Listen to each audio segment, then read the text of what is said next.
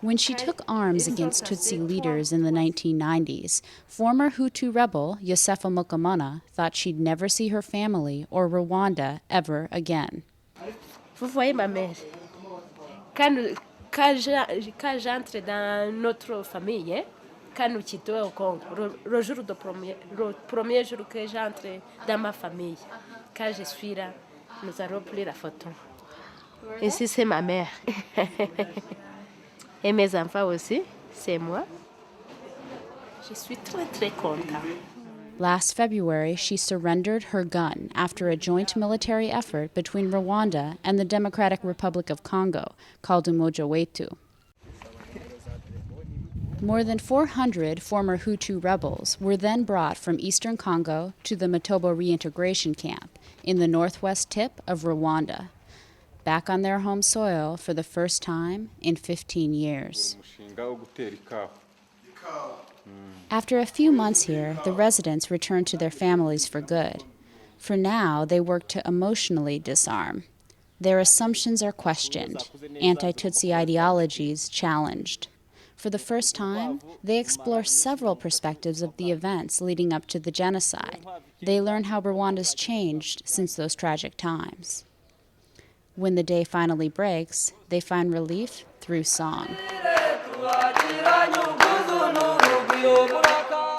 Most here originally fled to the Democratic Republic of Congo during the Rwandan genocide 15 years ago.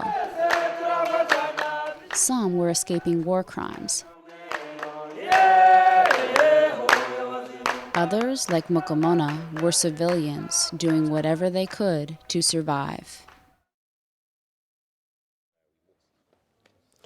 Mu ntambara nabuze abantu benshi muri jenoside. Umuryango wanjye abantu bageze mu ijana barapfuye. Et puis no mu guhunga muri Kongo naho nahaburiye abandi.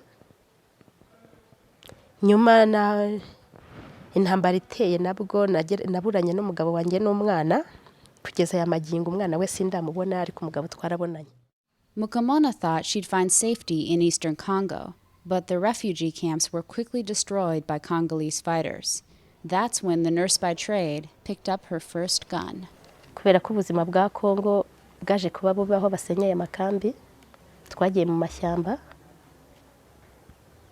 Biba ngombwa ko dufata icyemezo cyo gukora umurimo wa gisirikare bitewe nuko nta mahoro twari dufite ndetse nta n'ubwisanzure twari dufite kuko twitwaga impunzi turi gutotezwa.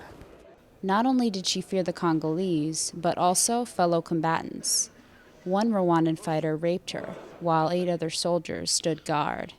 Violence ni nka violence nyine gusa ubwo si violence umuntu mutazi utavuganye nawe. She ended up pregnant from the incident with twin boys, who are now almost 4 years old. Afterwards, she became more involved with the Hutu forces, believing they would help keep her toddlers safe. Anything but return to Rwanda, she says, where commanders told her she would be shot on arrival. Ndetse bakubwira ko iyo ugeze mu Rwanda bagufunga rimwe na rimwe ukaba wanahita upfa ku buryo nta kintu cyiza bavuga ku butegetsi buri mu Rwanda. Ubwo rero gufata intwaro bwari uburyo bwo kubona uburyo wagera mu Rwanda ukoresheje ingufu. Camp director John Kanyambo says, though many Mutobo residents were brought by force, once they arrived and saw no gates or violence, their ethnic hatred for Tutsis dissipated. We call this the national, the government of national unity. That's what it means. We have to get united. We have to eliminate or uproot that kind of ideology which says this one is the Hutu, this one is the Tutsi. We just take it as one thing, as Rwanda. Hutu residents are able to venture into the towns and associate with Tutsis beyond the camp coordinators. Former FDLR commander and current camp resident Jean de Dieu Romel says this has had a great impact on him and other camp residents. Nous avons changé notre mentalité parce que nous avons trouvé le contraire. Parce qu'au Rwanda, il n'y a aucun problème. Ici même, tout près d'ici, nous sortons, on croise, on converse, on mange ensemble, on vit ensemble. Oui, il n'y a aucun problème. Il n'y a aucun problème. Rommel and others are sharing their discoveries to friends still in eastern Congo, thanks to cell phones and radios. This, along with field efforts by the United Nations, known as MONUC, has increased the number of Hutu combatants returning home. But will Rwandan communities still healing from the 1994 genocide accept these armed combatants once they return? According to Rwanda's Demobilization and Reintegration Commission, around 6,000 former rebels have passed through the Matobo reintegration camp in the past decade. There were no documented problems. Many here are wary about their own homecoming. They fear Tutsi community members may accuse them of genocide crimes when they arrive. Je ne sais pas ce qui va arriver, il faut arriver à la campagne. Il faut quitter ici, je ne sais pas ce qui va m'arriver.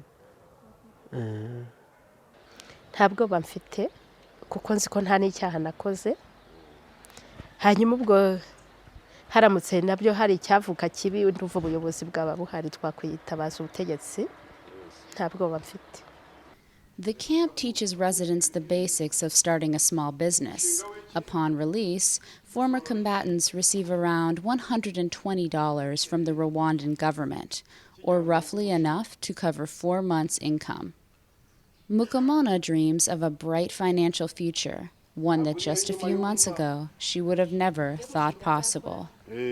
nzajya njya mu mujyi Kigali ndangureyo amabaro y'imyenda bene ubwo nzatangira nko ku mabara abiri. ubwo no bucuruzi ibyo si ubucuruzi